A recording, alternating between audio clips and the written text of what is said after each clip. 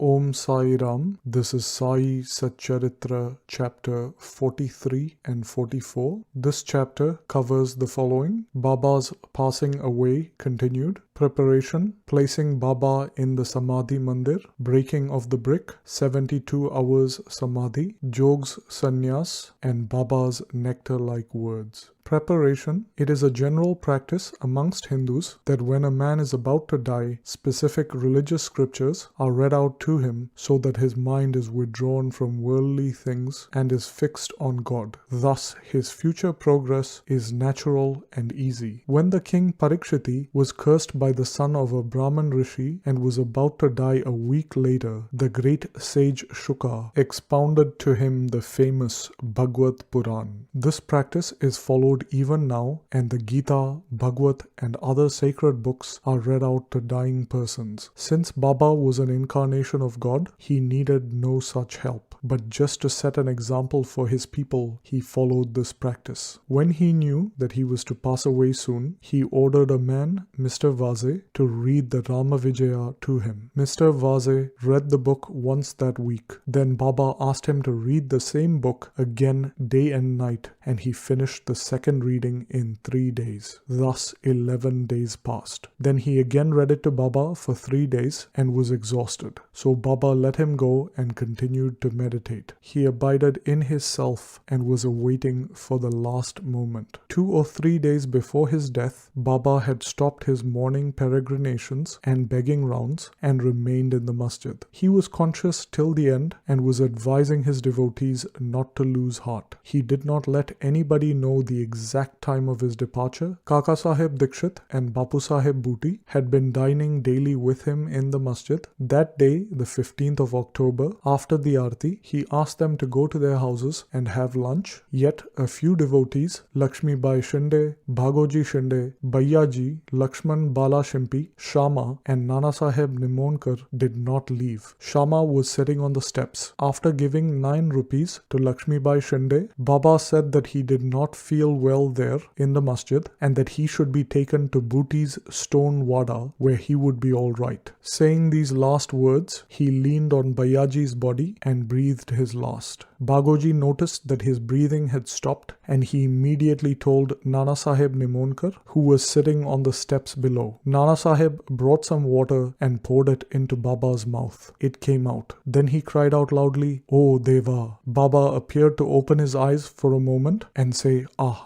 in a low tone, but it soon became evident that Baba had left his body for good. Placing Baba in the Samadhi-Mandir, the news of Baba's passing away spread like wildfire in the village of Shrirdi, and men, women, and children ran to the masjid and began to mourn his loss in various ways. Some cried out loudly, some wallowed in the streets, and some fell down senseless. Tears ran from their eyes, and everyone was smitten with sorrow. Then the question arose, how were they to dispose of Baba's body? Some Muslims said that the body should be interred in an open space with a tomb built over it. Even Kushal Chand and Amir Shakar shared this opinion, but Ramachandra Dada, the village officer, said to the villagers in a firm and determined voice, "Your thought is not acceptable to us. Baba's body should be placed in the wada." Thus, people were divided in their opinion, and discussion regarding this went on for about 36 hours. On Wednesday morning, Baba appeared in Lakshman Mama Joshi's dreams and drawing him by his hand said, "Get up soon. Bapu Sahib thinks that I am dead and so he won't come. You do the worship and the morning aarti." Lakshman Mama was the village astrologer and was Shama's maternal uncle. He was an orthodox Brahmin and worshipped Baba first every morning and then worshipped all the other village deities. He had full faith in Baba. He came that morning with all the puja materials and despite the protests of the Maulvis or Muslim priests, performed the puja and the aarti with all due formalities and then left. Then at noon, Bapu Sahib Jog came with a few others and performed the noon aarti ceremony as usual. Paying due respect to Baba's words, some villagers decided to place his body in the wada and started digging the central portion there. On Tuesday evening, the sub-inspector came from Rahata. Other people also turned up and they all agreed to the proposal. The next morning, Amir Bhai came from Bombay and the Mamlatdar Mamlatdar also arrived from Kopargaon. Yet people still seemed divided in their opinion. Some still insisted on interring his body in the open field. The Mamlatdar therefore took a vote and found that the proposal to use the Wada secured double the number of votes of the other option. However, he wanted to refer the matter to the collector, and Kaka Sahib Dikshit got himself ready to go to Ahmednagar. In the meanwhile, through Baba's grace, there was a change in the opinion of the other people, and everyone unanimously voted for the proposal to bury Baba in the Wada. On Wednesday evening, Baba's body was taken in procession and brought to the Wada, and was interred there with due formalities in the central portion reserved for Murlidhar. In fact, Baba became Murlidhar, and the Wada became a temple and holy shrine where so many devotees go now to find rest and peace. All the obsequies were duly performed by Balasaheb Bhate and Upasani Maharaj, a great devotee of Baba. The breaking of the brick. A few days before Baba's departure, there was an ominous sign foreboding the event. In the masjid, there was an old brick on which Baba rested his hand. At night time, he leaned against it. Baba had used this brick for many years. One day, when Baba was not in the masjid, a boy who was sweeping the floor picked it up and accidentally broke it. When Baba came to know about this, he bemoaned its loss, crying, "It is not the brick, but my fate that has been broken into pieces. It was my lifelong companion. With it, I always meditated on the self. It was as dear to me as my life. It has left me today." Some may raise a question, why should Baba express such sorrow for an inanimate brick? To this, Hemat Pant replies that saints incarnate in this world with the express mission of saving poor and helpless people. And when they embody themselves and interact with these people, they act like them. On the outside, they laugh, play, and cry like everyone else, but inwardly they are wide awake to their duties and mission. 72-hour Samadhi. 32 years before this, in 1886, Baba made an attempt to cross the border line of life. On a full moon day, Baba suffered from a severe attack of asthma. To get rid of it, Baba decided to take his prana high up and go into Samadhi. He said to Bhagat Mahalsapati, "Protect my body for 3 days. If I return, everything will be fine. If I do not, bury my body in that open land," pointing to it, "and fix 2 flags there as a mark." Saying this, Baba fell down senseless at about 10 p.m. His breathing stopped, and so did his pulse. It seemed as if his prana had left his body. All the villagers came there and wanted to hold an inquest and bury the body in the place pointed to by Baba, but Mahalsapati prevented this. With Baba's body on his lap, he sat there for 3 days guarding it. After 3 days passed, Baba showed signs of life at about 3 a.m. He began breathing again, and his abdomen began to move. His eyes opened, and stretching his limbs, Baba returned to life again. From this and other accounts, let the readers consider whether Sai Baba was the 3.5 cubits body that he occupied, or the self inside it. The body, composed of the 5 elements, is perishable and transient, but the self within isn't. It is the absolute reality which is immortal and non-transient. The pure consciousness of being, or Brahma, the ruler and controller of the senses and mind, is Sai. This pervades all things in the universe, and there is no space without it. To fulfill his mission, he assumed the body, and after it was fulfilled, he threw away the body, that is, the finite existence, and resumed his infinite existence. Sai always lives, as do the previous incarnations of God. His passing away is only an outward aspect, but in reality, he pervades all animate and inanimate things and is their inner controller and ruler. This can be and is even now experienced by many who surrender themselves completely to him and worship him with wholehearted devotion. Though it is not possible for us to see Baba's form now, if we go to Shrirdi, we shall find his beautiful, lifelike portrait adorning the walls of the Samadhi-Mandir.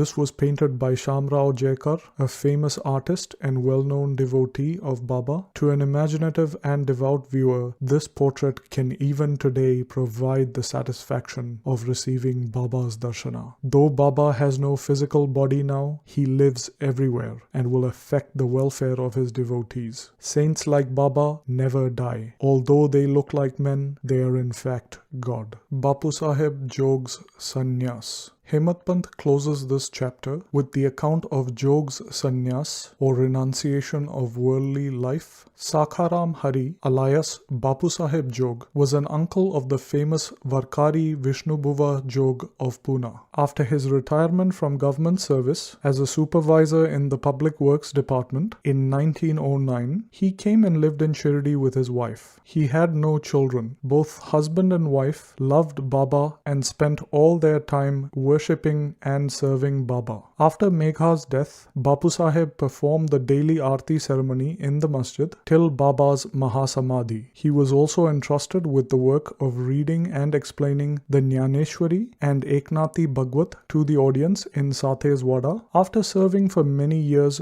Jog asked Baba, "I have served you for so long, yet my mind is not calm and composed. How is it that my contact with a saint has not improved me? When will you bless me?" Hearing Jog's prayer, Baba replied, "In due course your bad actions and their fruit or result will be destroyed. Your merits and demerits will be reduced to ashes, and I shall consider you blessed. Then you will renounce all attachments and conquer lust and palate, and thereby getting rid of all impediments, you will serve God wholeheartedly and resort to the begging bowl or accept sannyas." After some time, Baba's words came true. His wife passed away, and as he had no other attachments, he became free and accepted sannyas before his death and realized the goal of his life. Baba's nectar-like words. The kind and merciful Sai Baba said the following sweet words many a times. "He who loves me dearly always sees me. The whole world is desolate to him without me. He tells no stories but mine. He continuously meditates upon me and always chants my name. I feel indebted to him who surrenders himself completely to me and always remembers me. I shall repay his debt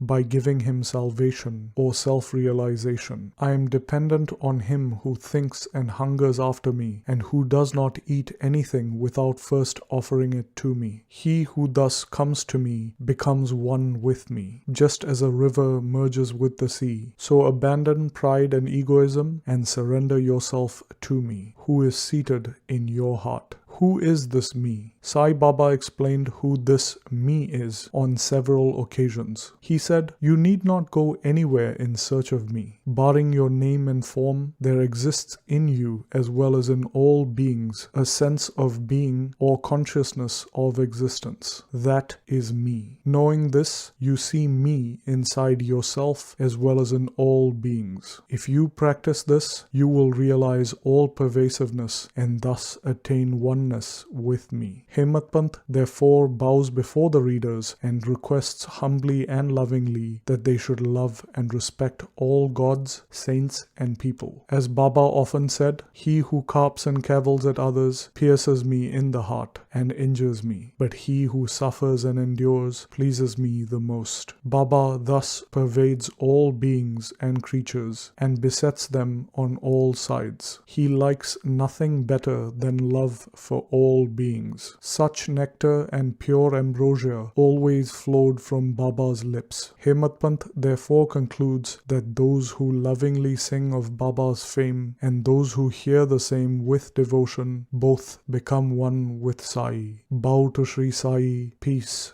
be to all. And this brings us to the end of Sai Satcharitra chapters 43 and 44.